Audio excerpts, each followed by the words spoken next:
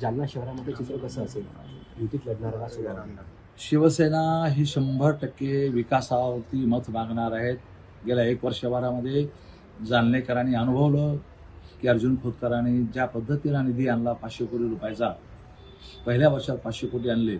यामध्ये खूप चांगले कामं या शहरात सुरू आहेत आणि त्यामुळं लोकांचा विश्वास माझ्यावरती गळत झालेला आहे. जे मला विधानसभेला मतदान केलं त्यासाठी लोक समाधानी आहेत. महापालिकेतसुद्धा लोक माझ्या पाठीमागे उभा राहतील, कारण की मी जनतेला विश्वास दिला की रोज पाणी देईल. जे 8 दिवसाला 10 दिवसाला 15 दिवसाला पाणी मिळतं, मी 35 MIDचं फिल्टर बांधायला घेतलं आणि ते जवळपास पूर्ण तयारी झालं आणि आता काही दिवसामध्ये 35 MIDचा पाणी पुरवठा जाण्याला होईल आणि रोज पाणी शहराला मिळू शकेल. जालन्यात भाजपा स्वभाव लढण्याची तयारीत आहे. शिवसेनेची भूमिका काय असणार आहे आणि पहिला महापौर कोणाचा निश्चित होता? तो भारतीय जनता पक्ष स्वभावावर असं अधिकृतपणे मी तो कोणाचं असलं नाही, ऐकलं नाही, पण त्यांची इच्छा असेल तर त्यांनी लढावं. माझं काय म्हणणं नाही. आम्ही युतीचा प्रस्ताव दिलेला आहे. 100% युती करावी हे मला वाटतं आणि मला वाटतं म्हणण्यापेक्षा माझ्या नेत्याने मला सांगितलं, माननीय शिंदे साहेबांनी सांगितलं, माननीय बावनकुळे साहेबांनी सांगितलं, माननीय मुख्यमंत्री महोदयांनी सांगितलं आणि मुख्यमंत्री महोदयाचा आदेश त्यांना मान्य करायचा नसेल तर मग ते ठीक आहे, मुख्यमंत्र्यापेक्षा मोठे झाले ते लोक. तुमची भूमिका शेवटपर्यंत युतीची असणार? 100%.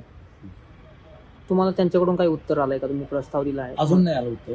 आम्ही प्रतीक्षेत आहेत आणि प्रत्यक्ष किती दिवस करायची हे बी आम्हाला ठरवावं लागेल. आम्हाला आता अल्टिमेटम द्यावंच लागेल.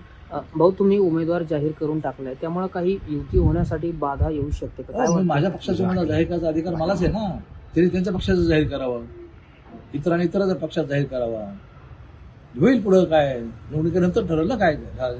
बरं, अनेक वर्षानंतर लोणीकर आणि खोतकर एकत्र आले. त्यांनी त्यांचा आबोला बाजूला ठेवलेला आहे. त्यांनी असं सांगितलं की आमच्यातला वाद संपलाय. लोणीकर आणि खोतकर एकच आहेत.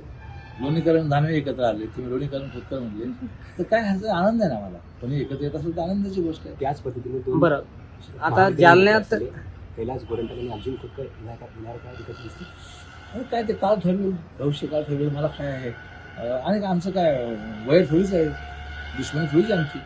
जे काय ते राजकीय आहे.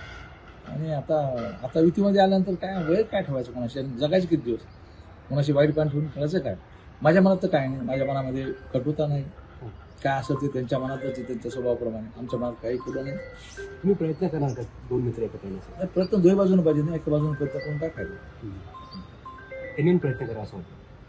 हां, होईल. काळ त्याच्यावर औषधी काळ करील. बरं, युती झाल्यानंतर आता समन्वय साधून काम करणार का तुम्ही दोघंही? ते सर्व होईल ना. मग पुढे युती झाल्यानंतर, युती नाही झाली तर मग काय, जड तरवर आहे सर्व. आम्ही तयार आहोत. ज्यांना महापौर